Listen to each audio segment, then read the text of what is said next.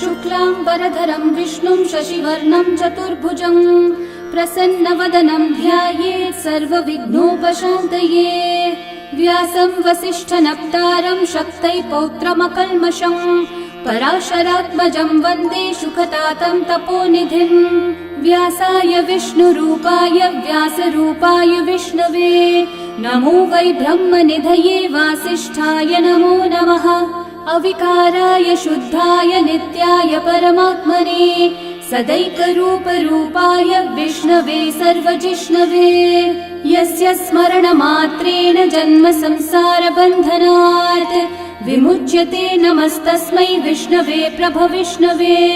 ॐ नमो विष्णवे प्रभविष्णवे। श्रीवैशम्पायन उवाच श्रुत्वा धर्मानशेषेण पावनानि च सर्वशः युधिष्ठिरः शान्तनवं पुनरेवाभ्यभाषत। युधिष्ठिर उवाच किमेकं दैवतं लोके किं वाप्येकं परायणं स्तुवन्तः कं कमर्चन्तः प्राप्नुयुर्मानवा शुभम्। को धर्मः सर्वधर्माणां भवतः परमो मतः किं जपन्मुच्यते जन्तुर्जन्म संसारबन्धनात्। श्रीभीष्म उवाच जगत्प्रभुं देवदेवम् अनन्तं पुरुषोत्तमं स्तुवन्नामः सहस्रेण पुरुषस्तततोत्थितः तमेव चार्चयन् नित्यं भक्त्या पुरुषम् अव्ययम् ध्यायन् स्तुवन्नमस्यं च यजमानस्तमेव च। अनादिनिधनं विष्णुं सर्वलोकमहेश्वरं लोकाध्यक्षं स्तुवन्नित्यं सर्वदुःखातिगो भवेत्। ब्रह्मण्यं सर्वधर्मज्ञं लोकानां कीर्तिवर्धनं लोकनाथं महद्भूतं सर्वभूतभवोद्भवम्। एष मे सर्वधर्माणां धर्मोऽधिकतमो मतः यद्भक्त्या पुण्डरीकाक्षं स्तवैरर्चैर्नरः सदा। परमं यो महत्तेजः परमं यो महत्तपः परमं यो महद्ब्रह्म परमं यः परायणं। पवित्राणां पवित्रं यो मङ्गलानां च मङ्गलं देवतं देवतानां च भूतानां यो व्ययः पिता यतः सर्वाणि भूतानि भवन्त्यादियुगागमे यस्मिंश्च प्रलयं यान्ति पुनरेव युगक्षये तस्य लोकप्रधानस्य जगन्नाथस्य भूपते विष्णोर्नाम सहस्रं मे शृणु पापभयापहम्। यानि नामानि गौणानि विख्यातानि महात्मनः ऋषिभिः परिगीतानि तानि वक्ष्यामि भूतये। ऋषिर्नाम्नां सहस्रस्य वेदव्यासो महामुनिः छन्दोऽनुष्ठुप् तथा देवो भगवान् देवकीसुतः अमृतांशोद्भवो बीजं शक्तिर्देवकी नन्दनः त्रिसामा हृदयं तस्य शान्त्यर्थे विनियुज्यते। विष्णुं जिष्णुं महाविष्णुं प्रभविष्णुं महेश्वरम् अनेकरूपदैत्यान्तं नमामि पुरुषोत्तमम्। अस्य श्रीविष्णोर्दिव्यसहस्रनामस्तोत्रमहामन्त्रस्य श्रीवेदव्यासो भगवान् ऋषिः अनुष्ठुप्-छन्दः श्रीमहाविष्णुः परमात्मा श्रीमन्नारायणो देवता अमृतांशोद्भवो भानुरिति बीजम् देवकी नन्दनः सृष्टेति शक्तिः उद्भवक्षोभणो देव इति परमो मन्त्रः शङ्ख बृन्नन्दकी चक्रीति कीलकम् शार्ङ्गधन्वा गदाधर इति अस्त्रम् रथाङ्गपाणिरक्षोभ्य इति नेत्रम् त्रिसामा सामगः सामेति कवचम् आनन्दं परब्रह्मेति योनिः ऋतुः सुदर्शनः काल इति दिग्बन्धः श्रीविश्वरूप इति ध्यानम् श्रीमहाविष्णुः प्रीत्यर्थे सहस्रनाम जपे विनियोगः।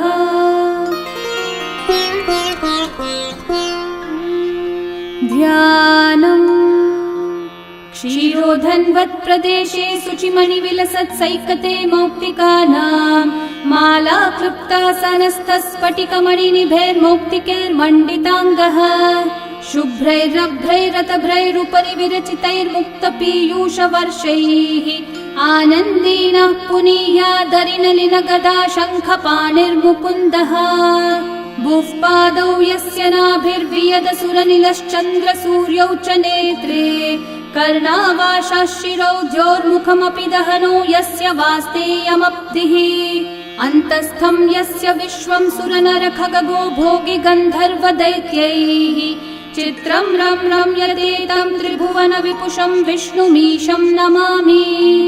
ॐ नमो भगवते वासुदेवाय।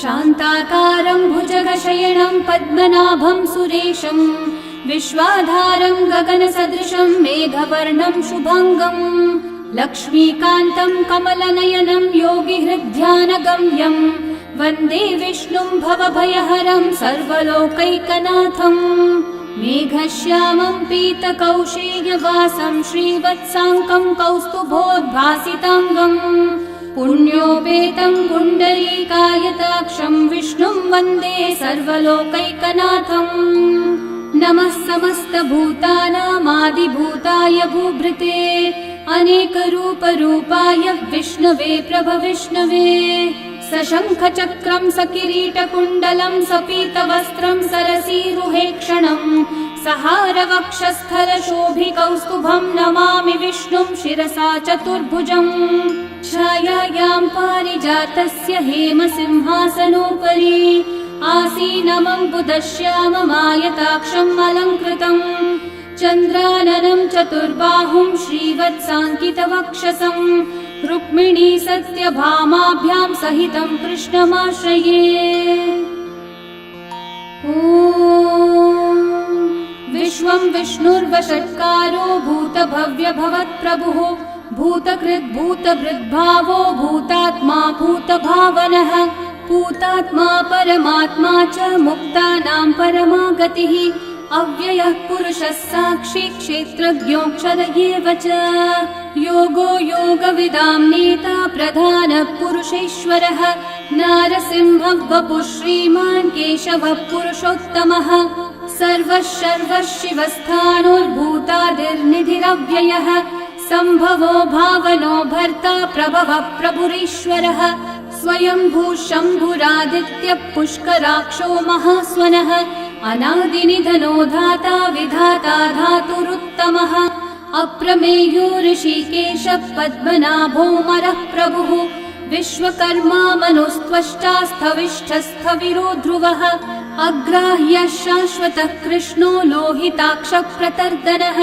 प्रभुतस्त्रिककुब्धामः पवित्रं मङ्गलं परम् ईशानः प्राणदः प्राणो ज्येष्ठः श्रेष्ठः प्रजापतिः हिरण्यगर्भो भूगर्भो माधवो मधुसूदनः ईश्वरो विक्रमी धन्वी मेधावी विक्रमक्रमः अनुत्तमो दुराधर्षः कृतज्ञः कृतिरात्मवान् सुरेशः शरणं शर्म विश्वरेतः प्रजाभवः अहः संवत्सरो व्याळः प्रत्ययः सर्वदर्शनः अजः सर्वेश्वरः सिद्धिः सिद्धिः सर्वादिरच्युतः वृषाकपिरमेयात्मा सर्वयोगविनिःसृतः वसुर्वसुमना सत्यः समात्मा संमितः समः अमोघः पुण्डरीकाक्षो वृषकर्मा वृषाकृतिः रुद्रो बहुशिरा बभ्रुर्विश्वयोनिः शुचिश्रवाः अमृतः शाश्वतस्थाणोर्वरारोहो महातपाः सर्वगः सर्वविद्भानुः विश्वक्सेनो जनार्दनः वेदो वेदविदव्यङ्गो वेदाङ्गो वेदवित्कविः लोकाध्यक्षः सुराध्यक्षो धर्माध्यक्षः कृताकृतः चतुरात्मा चतुर्व्यूहश्चतुर्दंष्ट्रश्चतुर्भुजः भ्राजिष्णुर्भोजनं भोक्ता सहिष्णुर्जगदादिजः अनघो विजयो जेता विश्वयोनिः पुनर्वसुः उपेन्द्रो वामनः प्रांशुरमोघः शुचिरूर्चितः अतीन्द्रः सङ्ग्रहः सर्गो धृतात्मा नियमो यमः वेद्यो वैद्यः सदा योगी वीरः माधवो मधुः अतीन्द्रियो महामायो महोत्साहो महाबलः महाबुद्धिर्महावीर्यो महाशक्तिर्महाद्युतिः अनिर्देश्य वपुः श्रीमान् अमेयात्मा महाधृतक् महेश्वासो महीभर्ता श्रीनिवासः सतां गतिः अनिरुद्धः सुरानन्दो गोविन्दो गोविदाम्पतिः मरीचिर्दमनोहंसः सुपर्णो भुजगोत्तमः हिरण्यनाभः सुतपः पद्मनाभः प्रजापतिः अमृत्युः सर्वदृक्सिंहः सन्धाता सन्धिमान् स्थिरः अजो दुर्मशनः शास्ता विश्रुतात्मा सुरारिः गुरुर्गुरुतमो धामः सत्यः सत्यः पराक्रमः निमिषो निमिषस्रग्वी वाचस्पतिरुदारधीः अग्रणीर्ग्रामणी श्रीमान् न्यायो नेता समीरणः सहस्रमूर्धा विश्वात्मा सहस्राक्षः सहस्रपात् आवर्तनो निवृत्तात्मा संवृतः सम्प्रमर्दनः अहः संवर्तको वह्निरनिलो धरणीधरः सुप्रसादः प्रसन्नात्मा विश्वदृग्विश्वभुग्विभुः सत्कर्ता सत्कृतः साधुर्जन्मोर्नारायणो नरः असंख्येयो प्रमेयात्मा विशिष्टः शिष्टकृच्छुचिः सिद्धार्थः सिद्धसङ्कल्पः सिद्धिदः सिद्धिसाधनः वृषाही वृषभो विष्णुर्वृषपर्वा वृषोदरः वर्धनो वर्धमानश्च विविक्तः श्रुतिसागरः सुभुजो दुर्धरो वाग्मी महेन्द्रो वसुदो वसुः नैकरूपो बृहद्रूपः क्षिपिविष्टप्रकाशनः ओजस्तेजोद्युतिधरः प्रकाशात्मा प्रतापनः रिद्धस्पष्टाक्षरो मन्त्रश्चन्द्रांशूर्भास्करद्युतिः अमृतांशूद्भवो भानुः शशबिन्दुः सुरेश्वरः औषधं जगतः सेतुः सत्यधर्मः पराक्रमः भूतभव्यभवन्नाथः पवनः पावनो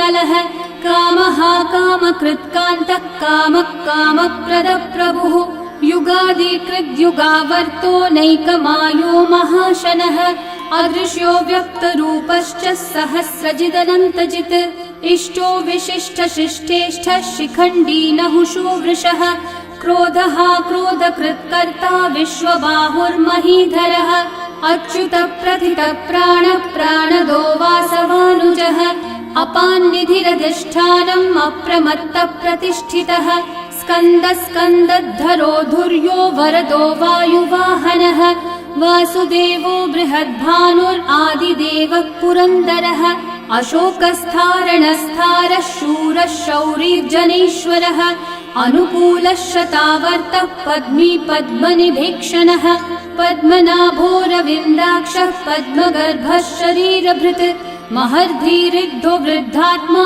महाक्षो गरुडध्वजः अतुलः शरभो भीमः समयज्ञो हविर्हरिः सर्वलक्षणलक्षण्यो लक्ष्मीवान् समितिञ्जयः विक्षरो रोहितो मार्गो हेतुर्दामोदरः सहः महीधरो महाभागो वेगवानमिताशनः उद्भवक्षोभणो देवः श्रीगर्भः परमेश्वरः करणं कारणं कर्ता विकर्ता गहनो गुहः व्यवसायो व्यवस्थानः संस्थानस्थानदो ध्रुवः परर्धि परमस्पष्टः तुष्टः पुष्टः शुभेक्षणः रामो विरामो विरतो मार्गो नेयो नयो नयः वीरशक्तिमतां श्रेष्ठा धर्मो धर्मविदुत्तमः वैकुण्ठः पुरुषः प्राणः प्राणदः प्रणवपृथुः हिरण्यगर्भः शत्रुघ्नो व्याप्तो वायुरधोक्षजः ऋतुः सुदर्शनः कालः परमेष्ठी परिग्रहः उग्रः संवत्सरो दक्षो विश्रामो विश्वदक्षिणः विस्तारस्थावरस्थाणु प्रमाणं बीजमव्ययम् अर्थोऽनर्थो महाकोशो महाभोगो महाधनः अनिर्विण्णस्थविष्ठो भूर्धर्मयूपो महामखः नक्षत्रनेमिर्नक्षत्री क्षामः समीहनः यज्ञयुज्यो महेज्यश्च क्रतुः सत्रं सताङ्गतिः सर्वदर्शी विमुक्तात्मा सर्वज्ञो ज्ञानमुत्तमम् सुहृतः सुमुखः सूक्ष्मः सुघोषः सुखदः सुहृत् मनोहरो जितक्रोधो वीरबाहुर्विदारणः स्वापनः स्ववशो व्यापी नैकात्मा नैककर्मकृत् वत्सरो वत्सलो वत्सी रत्नगर्भो धनीश्वरः धर्मगुग्धर्मकृद्धर्मी सदसक्षरमक्षरम् अविज्ञाता सहस्रांशूर्विधाता कृतलक्षणः गभस्तिनेमि सत्त्वस्थः सिंहो भूतमहेश्वरः आदिदेवो महादेवो देवेशो देवभृद्गुरुः उत्तरो गोपतिर्गोप्ता ज्ञानगम्यः पुरातनः शरीरभूतभृद्भोक्ता कपीन्द्रो भूरि दक्षिणः सोमपो मृतपः सोमः पुरुजित्पुरुसत्तमः विनयोजयः सत्यसन्धो दाशारः सात्वतां पतिः जीवो विनयिता साक्षी मुकुन्दोमितविक्रमः अम्भो निधिरनन्तात्मा महोदधिशयोऽन्तकः अजो महार्हः स्वाभाव्यो जिता मित्रप्रमोदनः आनन्दो नन्दनो नन्दः सत्यधर्मा त्रिविक्रमः महर्षि कपिलाचार्य कृतज्ञो मेदिनीपतिः त्रिपदस्त्रिदशाध्यक्षो महाशृङ्गकृतान्तकृत् महावराहो गोविन्दः सुषेणः कनकाङ्गदे गुह्यो गभीरो गहनो गुप्तश्चक्रगदाधरः वेधास्वाङ्गोजितः कृष्णो दृढसङ्कर्षणोच्युतः वरुणो वारुणो वृक्षः पुष्कराक्षो महामनाः भगवान् भगहानन्दी वनमाली हलायुधः आदित्यो ज्योतिरादित्यः सहिष्णुर्गतिसत्तमः सुधन्वा खण्डपरशुर्दारुणो द्रविणप्रदः दिवस्पृक् सर्वदृग्व्यासो वाचस्पतिरयो निजः त्रिसामासामगः सामन्निर्वाणं भेषजम्भिषक् सन्न्यासकृच्छमः शान्तो निष्ठा शान्तिपरायणम् शुभाङ्गः शान्तिदः सृष्टा कुमुदः कुवलेशयः गोहितो गोपतिर्गोप्ता वृषभाक्षो वृषप्रियः अनिवर्ती निवृत्तात्मा संक्षेप्ताक्षेमकृच्छिवः श्रीवत्सवक्षा श्रीवासः श्रीपतिः श्रीमतांवरः श्रीधः श्रीशः श्रीनिवासः श्रीनिधिः श्रीविभावनः श्रीधरः श्रीकरः श्रेयः श्रीमान् लोकत्रयाश्रयः स्वक्षः स्वङ्गः शतानन्दो नन्दिर्ज्योतिर्गणेश्वरः विजितात्मा विधेयात्मा सत्कीर्तिश्चिन्न संशयः उदीर्णः सर्वतश्चक्षुरनीशः शाश्वतस्थिरः भूषयो भूषणो भूतिर्विशोकः शोकनाशनः अर्चिष्मान् अर्चितः कुम्भो विशुद्धात्मा विशोधनः अनिरुद्धो प्रतिरथः प्रद्युम्नोमितविक्रमः कालनेमी निहावीरः शौरी शूरजनेश्वरः त्रिलोकात्मा त्रिलोकेशः केशवः केशिहा हरिः कामदेवः कामपालः कामी कान्तः कृतागमः अनिर्देश्य वपुर्विष्णु वीरोऽनन्तो धनञ्जयः ब्रह्मण्यो ब्रह्मकृद् ब्रह्मा ब्रह्म ब्रह्म विवर्धनः ब्रह्मविद् ब्राह्मणो ब्रह्मी ब्रह्मज्ञो ब्राह्मणप्रियः महाकर्मो महाकर्मा महातेजा महोरगः महाक्रतुर्महायज्वा महायज्ञो महाहविः स्तव्यस्तव प्रियस्तोत्रम् स्तुतिस्तोतारणप्रियः पूर्णपूरयिता पुण्यकीर्तिरणामयः मनोजवस्तीर्थकरो वसुरेता वसुप्रदः वसुप्रदो वासुदेवो वसुर्वसुमनाहविः सद्गति सत्कृति सत्ता सद्भूति सत्परायणः शूरसेनो यदुश्रेष्ठः सन्निवासः सुयामुनः भूता वासो वासुदेवः सर्वासु निलयो नलः दर्पः दर्पदो दृप्तो दुर्धरोऽथा पराजितः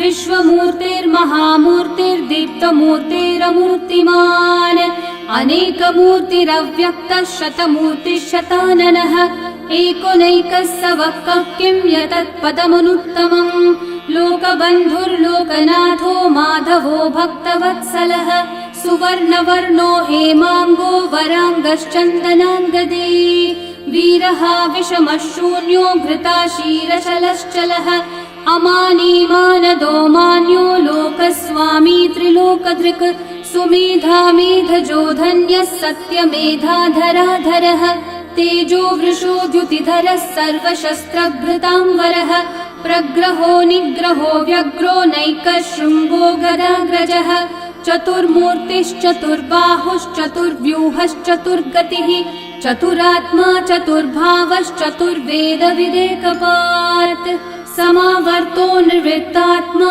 दुर्जयो दुरतिक्रमः दुर्लभो दुर्गमो दुर्गो दुरावासो दुरारिहा शुभाङ्गो लोकसारङ्गः सुतन्तुस्तन्तुवर्धनः इन्द्रकर्मा महाकर्मा कृतकर्मा कृतागमः उद्भवः सुन्दर सुन्दो रत्ननाभः सुलोचनः अर्को वाजस्सनः शृङ्गी जयन्तः सर्वविजयी सुवर्णबिन्दुरक्षोभ्यः सर्ववागीश्वरेश्वरः महाहृदो महाकर्तो महाभूतो महानिधिः कुमुदः कुन्दरः कुन्दः पर्जन्यः पावनो निलः अमृताशोऽमृतवपुः सर्वज्ञः सर्वतोमुखः सुलभः सुव्रतः सिद्धः शत्रुजिच्छत्रुतापनः न्यग्रोधोदंवरोऽश्वत्थः चाणूरान्ध्रनिषूदनः सहस्रार्ची सप्तजिह्वा सप्तैधा सप्तवाहनः अमूर्तिरनघोचिन्त्यो भयकृद्भयनाशनः अनुर्बृहत्कृशस्थूलो गुणवृन्निर्गुणो महान् अधृतस्वधृतस्वास्य प्राग्वंशो वंशवर्धनः भारभृत्कथितो योगी योगीशः सर्वकामदः आश्रमश्रमणश्रामः सुपर्णो वायुवाहनः धनुर्धरो धनुर्वेदो दण्डो दमयिता दमः अपराजितः सर्वसहो नियन्ता नियमो यमः सत्त्ववान् सात्विकः सत्यः सत्यधर्मपरायणः अभिप्रायप्रियार्होर्हः प्रियकृत्प्रीतिवर्धनः विहाय स गतिर्ज्योतिः सुरचिर्हुतभुक् विभुः रविर्विरोचनः सूर्यः सविता रविलोचनः अनन्तो हुतभुग्भोक्ता सुखदो नैकजोऽग्रजः अनिर्विण्णः सदा मर्षि लोकाधिष्ठानमद्भुतः सनातनतमः कपिलः कपिरव्ययः स्वस्तिदः स्वस्तिकृत् स्वस्ति स्वस्ति भुक् स्वस्ति दक्षिणः अरौद्रः कुण्डली चक्री विक्रमयूर्जितशासनः शब्दातिगः शब्दसः शिशिरः शर्वरीकरः अक्रूरः पेशलो दक्षो दक्षिणक्षमिनाम्बरः विद्वत्तमो वीतभयः पुण्यश्रवणकीर्तनः उत्तारणो दुष्कृतिः पुण्यो दुःस्वप्ननाशनः वीरः रक्षणः सन्तो जीवनः पर्यवस्थितः अनन्तरूपोऽनन्तश्रीर्जितमन्युर्भयापहः चतुर्रश्रो गभीरात्मा विदिशो व्यादिशो दिशः अनादिर्भूर्भुवो लक्ष्मी सुवीरो रुचिराङ्गदः जननो जनजन्मादि भीमो भीमपराक्रमः आधारनिलयो धाता पुष्पहास प्रजागरः ऊर्ध्वगः सत्पथाचारः प्राणदः प्रणवपणः प्रमाणं प्राणनिलयं प्राणभृत् प्राणजीवनः तत्त्वं तत्त्वविदेकात्मा जन्म मृत्युजरातिगः भूर्भुवः स्वस्तरुस्तारः सविता प्रपितामहः यज्ञो यज्ञपतिर्यज्वा यज्ञाङ्गो यज्ञवाहनः यज्ञभृद्यज्ञकृद्यज्ञी यज्ञभुग्यज्ञसाधनः यज्ञातकृद्यज्ञगुह्यामन्नमन्नादयेव च आत्मयोनिः स्वयं जातो वैखानः सामगायनः देवकीनन्दनः सृष्टा शितीशः पापनाशनः शङ्खबृन्नन्दकी चक्री शार्ङ्गधन्वा गदाधरः रथाङ्गपाणिरक्षोभ्यः सर्वप्रहरणायुधः सर्वप्रहरणायुध ॐ नम इति वनमाली गदी शार्ङ्गी शङ्खी चक्री च नन्दकी श्रीमान्नारायणो विष्णुर्वासुदेवोऽभिरक्षतु वनमाली गदी शार्ङ्गी शङ्खी चक्री च नन्दकी श्रीमान्नारायणो विष्णुर्वासुदेवोऽभिरक्षतु वनमाली गदी शार्ङ्गी शङ्खी चक्री च नन्दकी श्रीमान्नारायणो विष्णुर्वासुदेवोऽभिरक्षतु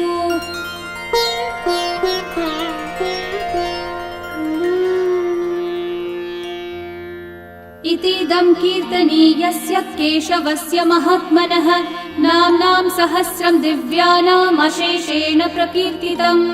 य इदं शृणुयान् नित्यं यश्चापि परिकीर्तयेत् नाशुभं प्राप्नुयात् किञ्चित् सोमुत्रेह च मानवः। वेदान्तगो ब्राह्मणः स्यात् क्षत्रियो विजयी भवेत् वैश्यो धनसमृद्धः स्यात् शूद्रः सुखमवाप्नुयात् धर्मार्थी प्राप्नुयात् धर्मम् अर्थार्थी चार्थमाप्नुयात् कामानवाप्नुयात् कामी प्रजार्थी चाप्नुयात् प्रजाम्। भक्तिमान् यः सदोत्थाय शुचिस्तद्गतमानसः सहस्रं वासुदेवस्य नाम्नामेतत् प्रकीर्तये। यशः प्राप्नोति विपुलं याति प्राधान्यमेव च अचलां श्रियमाप्नोति श्रेय प्राप्नोत्यनुत्तमम्। न भयं क्वचिदाप्नोति वीर्यं तेजश्च विन्दति भवत्यरोगो द्युतिमान् बलरूपगुणान्वितः। रोगार्तो मुच्यते रोगात् बद्धो मुच्येत बन्धनात् भयान् मुच्येत भीतस्थो मुच्येतापन्न आपदः। दुर्गान्यतितरत्याशु पुरुषः पुरुषोत्तमम् स्तुवन्नाम सहस्रेण नित्यं भक्ति समन्वितः। वासुदेवाश्रयो मर्त्यो वासुदेवपरायणः सर्वपाप विशुद्धात्मा याति ब्रह्म सनातनम्। न वासुदेव भक्तानामशुभं विद्यते क्वचित् जन्म मृत्यु जरा व्याधि भयं नैवोपजायते। इमं स्तवमधीयानः श्रद्धा भक्ति समन्वितः युज्येतात्मसुखः शान्ति श्रीधृति स्मृति कीर्तिभिः। न क्रोधो न च मात्सर्यं न लोभो नाशुभा मतिः भवन्ति कृतपुण्यानां भक्तानां पुरुषोत्तमे। द्यौस चन्द्रार्कनक्षत्राखं दिशो भूर्महो दधिः वासुदेवस्य वीर्येण विदतानि महात्मनः। ससुरासुरगन्धर्वं स यक्षोरगराक्षसम् जगद्वशे वर्ततेदं कृष्णस्य सचराचरम्। इन्द्रियाणि मनोबुद्धिः सत्त्वं तेजो बलं द्युतिः वासुदेवात्मकन्याहुः क्षेत्रं क्षेत्रज्ञ एव च। सर्वागमानामाचार प्रथमं परिकल्पते आचार प्रभवो धर्मो धर्मस्य प्रभुरच्युतः। ऋषयः पितरो देवा महाभूतानि धातवः जङ्गमाजङ्गमं चेदं जगन्नारायणोद्भवम्। योगो ज्ञानं तथा साङ्ख्यं विद्या शिल्पादिकर्म च वेदाः शास्त्राणि विज्ञानमेतत् सर्वं जनार्दनात्। एको विष्णुर्महद्भूतं पृथग्भूतान्यनेकशः त्रीन् लोकान् व्याप्य भूतात्मा भुङ्क्ते विश्वभुगव्ययः। इमं स्तवं भगवतो विष्णोर्व्यासेन कीर्तितम् पठेद्य इच्छेत् पुरुषः श्रेयः प्राप्तुं सुखानि च। विश्वेश्वरमजं देवं जगतः प्रभुमव्ययम् भजन्ति ये पुष्कराक्षं न ते यान्ति पराभवम् न ते यान्ति पराभवम्। ॐ नमः इति।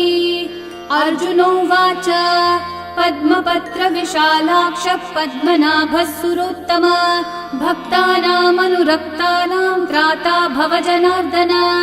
श्रीभगवानुवाच यो मां नाम सहस्रेण स्तोतुमिच्छति पाण्डव सोऽहमेकेन श्लोकेन स्तुत एव न संशयः स्तुत एव न संशय। ॐ नमः इति।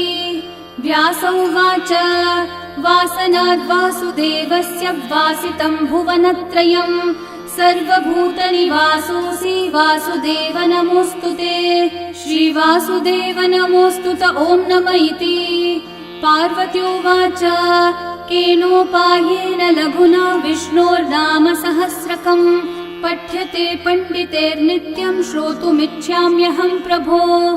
ईश्वरोवाच श्रीराम राम रामेति रमे रामे मनोरमे सहस्रनाम तत्तुल्यं राम नाम वरानने।